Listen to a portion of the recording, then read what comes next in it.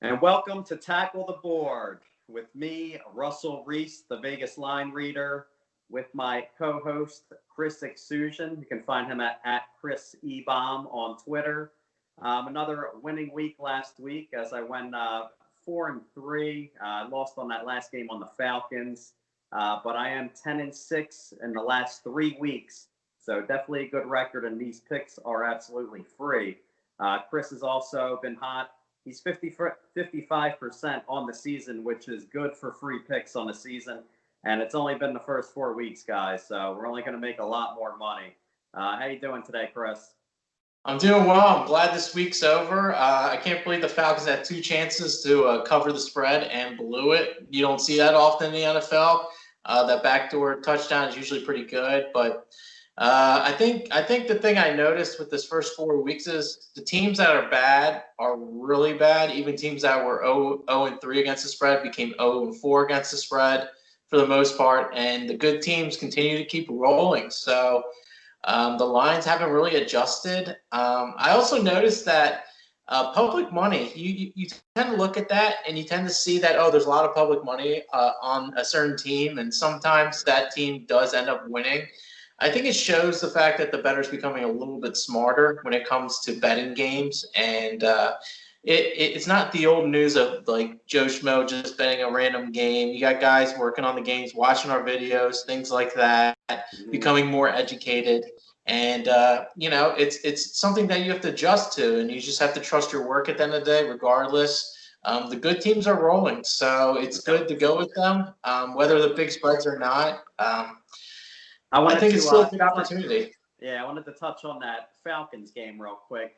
Dan Quinn early in the game, he's going for it on 4th down 2 times. At the 40-yard line, they get it. At the 30-yard, they get it.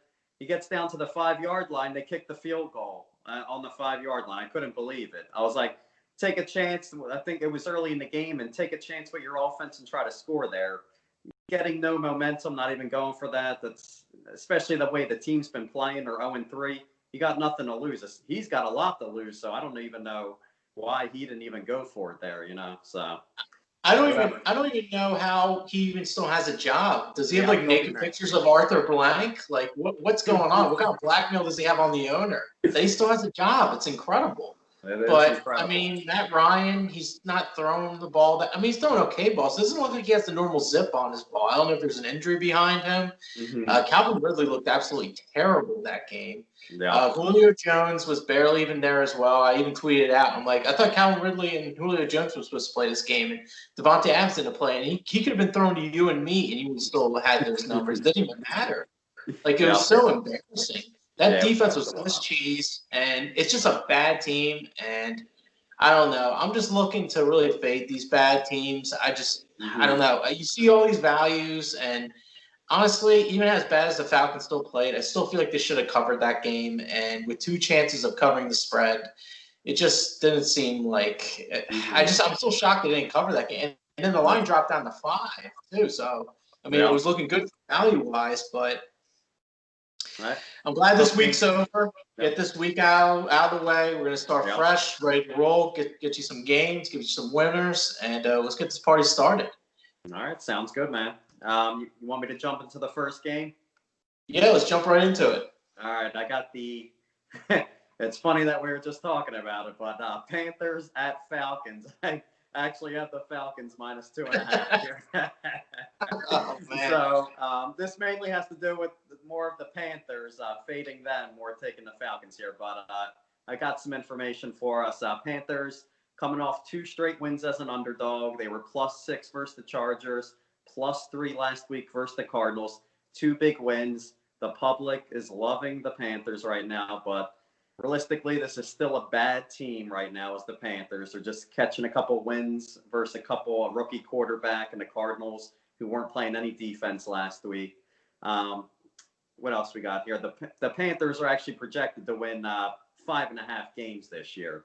I looked something up here. The past 2 years, teams projected 6 wins or less after winning 2 straight games when they are an underdog.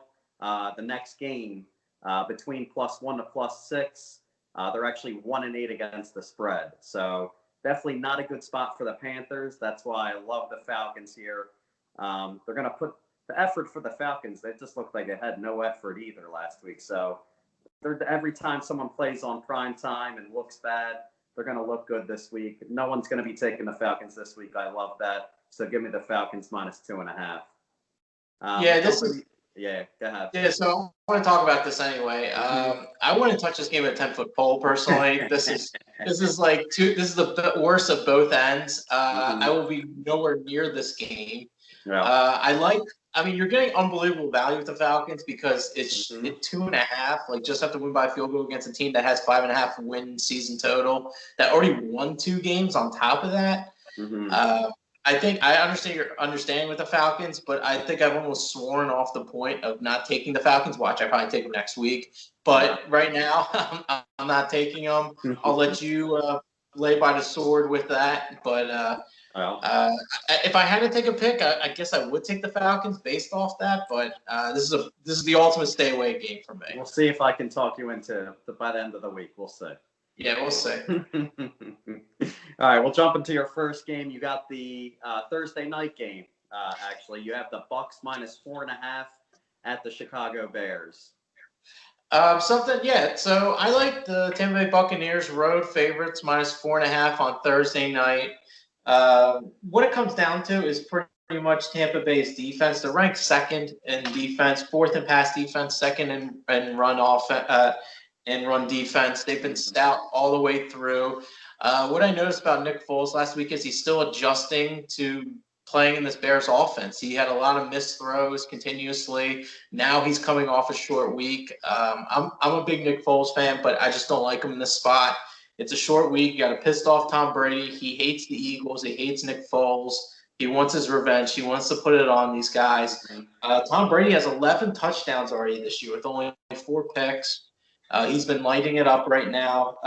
As I said before, Nick Foles is adjusting to this offense. So I think the short week doesn't really help him at all.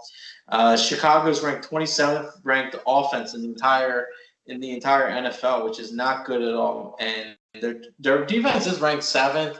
It's probably going to be a low-scoring game for the most part. Maybe it looks like it's going to set up that way, but with all the scoring that's going on in the NFL, it's like any over is live at this point. Oh yeah, it's terrible.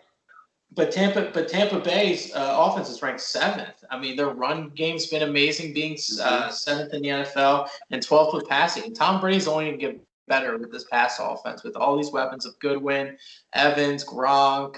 There's so many names you can go with this team, and I think Tom Brady. He knows what this game is. He wants his revenge on Nick Foles. I know the asshole Patriot motto over here, especially with Tom Brady. He hates Nick Foles, and he hates what happened in the Super Bowl, and he still talks about it. I remember during his golf charity event, he's like, "There's nothing more I hate than the Eagles." He was so mad about that.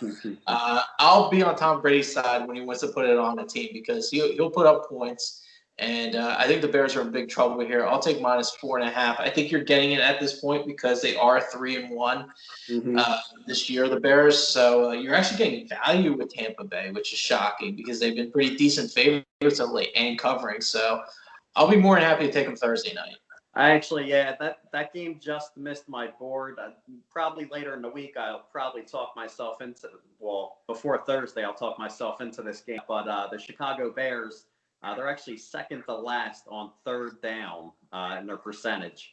That was with Trubisky. They were 34% on the season, but last week with Foles, they were actually 28%. So very low. The Bucs top 5 defense with Foles. They're going to shut down the run. Foles is going to be in 3rd and long. So definitely a recipe for disaster for the Bears. Foles will be throwing some interceptions in that game. Definitely a good spot there for the Bucs. I'll jump into my next game. I have the Eagles at Steelers. Steelers are -7. I got the Steelers here. It's a terrible spot for the Eagles. They're off a big win against the 49ers. Now they're facing the Steelers, who are essentially coming off of a bye because of all the COVID going on with the Titans. So they get a break from playing. They'll be well rested for this game. Carson Wentz stats, 4 touchdowns, 7 interceptions, 4 fumbles on the season. This is going to be facing his toughest pass rush of the season. facing the Steelers. They're giving up 2.7 yards a carry to running backs this year. Eagles are going to be forced again for this game. A lot of third and longs.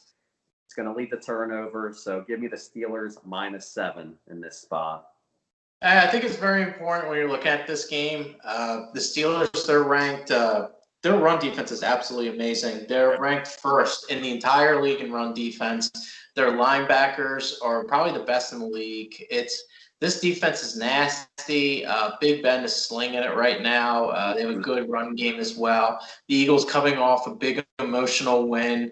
Now they got to face Pittsburgh now. That's actually going to get a crowd this week, it looks like. Governor Wolf has passed the capacity for stadium seating. So there is going to be some fans there, some terrible towels. I think that's going to be good momentum for the Steelers. I'm wearing an Eagles hat, of course, but, I'd still, I don't bet with my heart. I bet, with the numbers. And I like the spot for the Steelers. I think it's just the Eagles their wide receivers did come out and play, but you got to remember that the 49ers are depleted everywhere. They had second string guys on defensive line and secondary, and if they want to rely on Miles Sanders, they're gonna have a real hard time because they're so good at the run D. And it's gonna be tough for the Eagles to cover this game. It's gonna really come down to Pittsburgh if they're gonna want to really let down. It's a cross-state game. Yeah, great defense like Pittsburgh. Usually teams on defense, they got to get things together within the first 4 weeks, and then they start clicking. So this defense clicking, that offensive line banged up. That defensive line, Watt's going to be licking his chops, man. He's going to get, I can see 2-3 sacks in that game. He's going to get the Carson Wentz a lot, and he's going to be under pressure. It's not going to be good for them. We'll jump into your next game. You got the Ravens -13. And yes, that's against the Bengals. Bengals at Ravens -13. Yeah, this is a spot. Cincy coming off an emotional first win for Joe Burrow, putting up 30-some points for him. And the Ravens, what they've been doing this year has just been pure dominance. They've been winning by an average of 19 points this year. Absolutely amazing. They love beating up on the bad teams. Lamar Jackson's ranked 6th in QB rating. He's just been absolutely amazing. The Ravens' rush offense is ranked 5th. And they're ranked, their 9th ranked defense. This team is just playing really well right now. And I think Joe Burrow's gonna have a really hard time throwing the ball against this team. They're very stout with the run game, which they like to do with Mixon early. The Ravens have just been rolling. I talked about good teams covering, especially with big spreads of late. I think this will be the same thing again. I think you're getting them at, believe it or not, another discount again. It's shocking. We're talking about 2 weeks in a row where you're getting a team just under 2 touchdowns getting value, which is crazy because the Bengals won that game. If the Bengals didn't win that game, they probably would have been like a 16-point favorite or so. This is just a really good spot to take the Ravens here. And the Bengals came off of 2 wins back-to-back against the spread. So, if you're playing ball, just not happening again, it's been kind of a weird year because of the whole COVID and everything. A bad team like this, are they going to really cover 3 times in a row? I don't think they will against one of the elite teams in the NFL that has a really good defense. And it's going to be key that the Bengals' rush defense is ranked 21st. It's not a good rush defense. And what the Ravens thrive on is the run game and the play action game. So this will be very important for them. And I think they easily win by 2 touchdowns. Nice. All right, I'll jump into my next game. Colts at Browns +2. I got the Browns here. I'm going to explain here. I have special situations that I run. So this is a spot where I have the Browns who underachieved last year. This is in close games. So they were -3 in close games last year.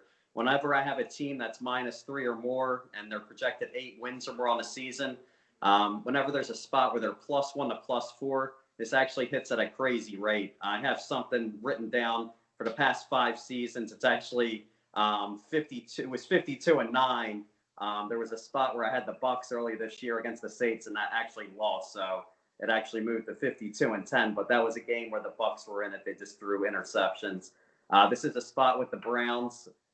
In between that +1 to +4, they're +2 in this game. I just love this spot. It's just the situation that I always have written down. when I wait for spots like that. I'm not impressed with the Colts either. They have faced some cupcakes on the season. This is actually going to be their biggest test on the season. They just went on the road last week, won in Chicago, and now they're going to have a back-to-back road game. Give me the Browns +2 here. Yeah, this is actually, I got to disagree with you on this spot. I really do like the Colts here. I think it's going to come down to the defense. They're the number 1 ranked defense. I know they played a couple cupcakes, but their pass defense has been ranked 2nd, and they're 5th in rush defense. They've been real solid, keeping teams to barely any points. The last 3 games, 11 points, 7 points, and 11 points, which has been outrageous for a season that's just been over Central constantly. I think that says a lot. I haven't been the biggest believer of the Colts. I'm not a big fan of backing Philip Rivers that much, but they've shown me the consistency. A stat that I saw with Frank Reich, he's 6-1. He's 6-1, being an over 500 team facing a team that's over 500. And the Browns are 3-1. So it looks like Frank Reich, when his team's rolling and he's playing a good team, he tends to cover most of the time. And the Browns in the second quarter of the season, within their the games 5 through 8, they are 1-10 versus opponents off back-to-back straight up against the spread wins. This is more of a Baker Mayfield fade because, the coach is just starting the coach, so there's not a whole lot of data on him. But Baker Mayfield has been with the Browns for a few seasons now, and I think there's a good enough amount of data for him, especially for the season in these kind of spots, and he's 1-10 in these spots. So I will have to go with the Colts -2. I'm going with the better team. I do agree with you. The Browns have been – they're starting to roll a little bit. Things looked well, and they're coming off that big beatdown against the Cowboys, which I was all over last week. When I talked to Sean Brace on Fox Sports Gambler, I liked them outright, I said, and they controlled the game the entire way. So give me the Colts. I think they're just a better team, and I'll take them -2. Okay, nice. The next game I'm going to take is Broncos at Patriots. I got a line here at -11. With this line being so high, I'm expecting Cam Newton to be playing this week. If he doesn't play, I'm probably just going to avoid this game. But this is a spot where I have the Patriots, Monday Night Football. They only scored 10 points in that game. They looked sloppy. They had Hoyer. The Chiefs were going to dominate that game. We knew that was going to happen. But usually when a team only scores low scoring, only 10 points like that on Monday Night Football, they come back prepared the next week. And it's not too hard to prepare for the Broncos, who probably will have Brett Rippon playing again. And he actually had 3 interceptions last week, and that was versus the Jets, who everyone consider the worst team in NFL. So Belichick's going to be throwing some and he dominates new quarterbacks. He's going to be throwing some crazy blitzes at him, confusing the quarterback, and I just see an ugly performance by the Broncos. I could see them holding them to 7-10 points, and the Patriots should easily get over 21 points. So give me the Patriots -11 in this spot. Yeah, when we were watching that doubleheader Monday night game, that Patriots defense was holding the Kansas City Chiefs to 6 points in the first half. Truly amazing that they really came out, and for a team that scores at will, one of the best offenses with one of the best, probably the best player in football, Patrick Mahomes, only holding him to 6 points, no touchdowns in the first half. This Patriots team is starting to turn around a little bit, and with a team that really doesn't have that much at quarterback, even though they beat up on a terrible Jets team. I think this is a good spot for them as long as Cam Newton plays and they control the run game. You're going to get a very pissed off Brian Belichick, which is fine with me if I was going to take one side. So I like where you come out with the -11. So it seems like the right side at the end of the day. All right, we'll go into your next game. You got the Rams -7.5 at the Redskins. Yeah, so I like the Rams -7.5. It's a cross-country game, of course. The Rams this year, they're 8-1 versus teams that are, well, not this year, just in general. In the last 9 games, they're 8-1 versus teams that are under 3,300. So they beat up on the bad teams under McVay, which is very important. The Rams are 4-0 against the spread in the last 4 road games versus a team with a losing home record. I don't believe the Redskins have won at home this year. Their only win is at Philadelphia this year. And the Rams are ranked second in offense, which is huge. Their run game, their play action game's been real good. It's been almost kind of a mirror of the Falcons offense minus the QB running game. They're ranked first in the entire league in running and eighth in passing. So he's been able to dink and dunk and make those 10, 15-yard passes golf, which has been very important. And Washington this year has given up an average of 28 points a game. And that's even with adding the Eagles' first week game where they couldn't do much on offense. So imagine how many points they're truly giving up these last 3 games. It's kind of skewed because when you look at Football Insider, they have them as a pretty high-ranked defense. But when you're giving up over 30 points the last 3 games, that's not a good defense. Yeah. So don't buy into those stats of that because their defense truly isn't that good. And I think their play action game is going to work beautifully. And Washington's ranked 18th and on the rush defense, and I think Rams going to exploit that all day. Play action will work even better now. I think they're going to score well. Donald's going to just cause havoc. And I don't even know if Chase Young's playing. He's still banged up. If he's going to play this week, I think so. I don't think he's going to play. Yeah, I don't see him playing this game. I don't think they're going to get much action against Jared. I think Jared Goff's going to sit back there all day, just dinking and dunking all day. He's barely going to get touched. Give me minus 7.5. This looks too good, and I'll take it because this is going cross country. You're getting value on that side. And the Rams are just a way better team, so give me the Rams minus 7.5. Yeah, the offense was sluggish last week, so I could definitely see a big rebound from the offense. They said that the Giants were just pretty hyped up last week and played good defense, Goff was saying. So this week they should get it back together, and I could see them putting up high 20s, 30 points easily. I'll head into the last game. Vikings +7 I have at the Seahawks. This is a Vikings team. They started 1-3 because they have a bunch of new pieces on the defense. I can understand the slow start to the season. Their weakness on offense was missing Diggs, but it looks like Jefferson's jumping right into that role these past couple of weeks. He's had some big games, so I can see these guys keeping this game close. The Seahawks are still dead last in yards allowed on defense. I did take the Dolphins, but Dolphins are a bad team. They were in that game the whole time, but they just, at the fourth quarter, Wilson turned it on.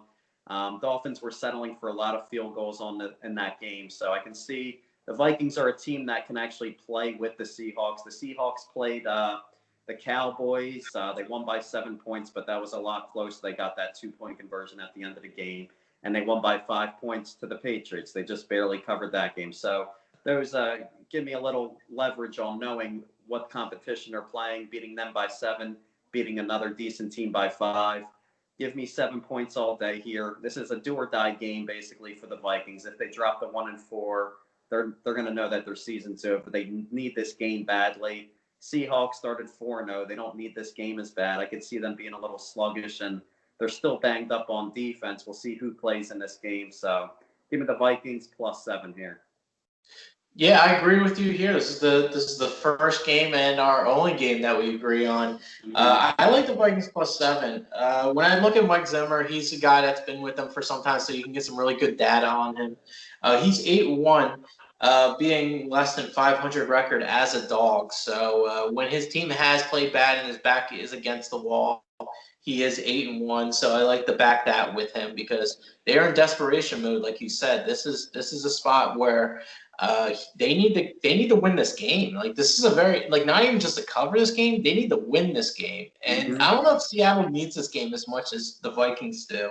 Vikings are ranked 9th in pass D, and Russ Wilson has been throwing at will. Even with the young corners and everything, they are still ranked 9th in pass defense. And Seattle's pass defense is ranked 29th. So Cousins has no excuse. He should be able to throw the ball as much as he wants to Thielen, Rudolph, Jefferson. Jefferson's been playing amazing the last couple of weeks. I know the Eagles are probably kicking themselves at this point for not taking him. I think this is a spot the Vikings really need to step up, and I think 7 is enough points. I think them only winning by 8 points showed a lot. because the Dolphins' deep offense isn't really that good. It really came down to Parker was pretty solid. I don't have his exact numbers up, but he's always pretty explosive for the most part. So I'm with you here. I mean, I'm like biting my tongue because I took the Falcons plus 7.5 on Monday night, and I thought that was good. They had 2 chances, but I'm dying by the sword again. Give me the Vikings plus 7. Yeah, and it looks like that line, I could see that dropping a little bit. So if you guys want to jump on that now while it's at 7, and some places have it at 7.5, I would get on that now that it's early, because it could just be like that Falcons game the other night. It might drop to 5 or 6 points. Not the 5 points, but I can see this getting down to 6. The Sharps will probably be hitting this Vikings game hard, because I could see over 70% of the sucker public is on the Seahawks in this game. So I could definitely see the Sharps hitting this hard on the Vikings. Was there any takes that you had? You wanted to talk about the first 4 weeks that you've noticed that we've seen so far in the season? Yeah, so I talked about it earlier. I was talking about the bad teams and the good teams. There hasn't been any turnover as far as the bad teams trying to pull something together. The Eagles, they were the only ones that won outright, and that was also against a second-string quarterback and second-string defense. But that's what I'm pretty much taking in with this. As far as anything else, that's pretty much what it's come down to. What else have you seen? I've noticed just the crowd. Basically, home field advantage just means nothing to me. You got Rodgers and Wilson. They're putting up ridiculous numbers because these guys are veteran quarterbacks, and there's no crowd. Like, these guys would be flustered in any of these games on the road. They can communicate to even all the young guys on the team who don't know what the play is, what's going on. Everything's just running smoothly. You watch that Falcons game also. They're hitting 3rd and longs because everything's just smooth. You get a 3rd and long and the crowd's going nuts. Usually they don't convert on those plays. These guys are hitting 3rd and longs all day long because they could just sit back there nice and easy, no pressure on them. And even the young guys making the catches, with the crowd noise, usually they get flustered and they don't make catches in the clutch on the road. So all these games are just neutral to me. I don't consider anything home field advantage at all. So that's why getting some road dogs like you have like you have the Buccaneers at -5.5. That's just something where there's no crowd. It doesn't matter. Phillip Rivers was saying something like that on Sunday, that they had more energy. He felt more energy when he faced the Bears the other night, because you don't have a crowd. They're not worried. They're just going out there and playing. That's all. So that's my take for the first 4 weeks. I know you're in a Survivor. What pick are you going to be taking this week? So I went off the Ravens, so that was good. That team's all used up. I'm pretty much. I think I'm going to take the Cowboys this week. I think this is a good spot for them after being embarrassed at home. Now they're facing a horrific Giants team. They're laying 9.5. This is the team I'm going to take this week. I'm not going back on it. This is it. We're going to ride with the Cowboys this week, and then I don't have to use them ever again. So who else do you like this week besides the Cowboys? Exactly. I have a big bet on the Cowboys winning the division, so I'm confident that they're going to win a division. This is a game. I even knew they were going to lose last week. We were in agreement with the Browns to beat the Cowboys, because the next 4 games for the Cowboys are just cupcake games. They're basically going to win all 4 of those games, and out of nowhere, you're just going to see them. They're going to be 4, 5, and 3, and there's no worry with the team. They're playing terrible right now, and they're 1 and 3. They played good competition. Nothing they can do. So it's just a bad division. They don't have to worry about anything. So for Survivor, I would go with what you were saying. I would also take the Steelers also. Steelers or the Patriots. Those are 2 other good options you can grab. Only if Cam Newton is playing, though. So those are definitely 2 good options. You want to close out the show? Yeah, sure. So you can find me at ChrisEbomb on Twitter. And also, if you're into DFS and also player props, Thrive Fantasy. It's a new crave for the fantasy world. It's your DFS with player props. So you get a list of player props, over-unders. You get more points based on an over or under based on that player, and you pick it in that group. And based on how many you win with the total, you win the prize pool. So it's a very cool. It's a different twist on DFS. If you want to get a sign-up bonus, You put in the promo code EBOMB, EBOMB. You put that code in, and you get a 100% deposit bonus, up to $50, minimum $20. So not a whole lot.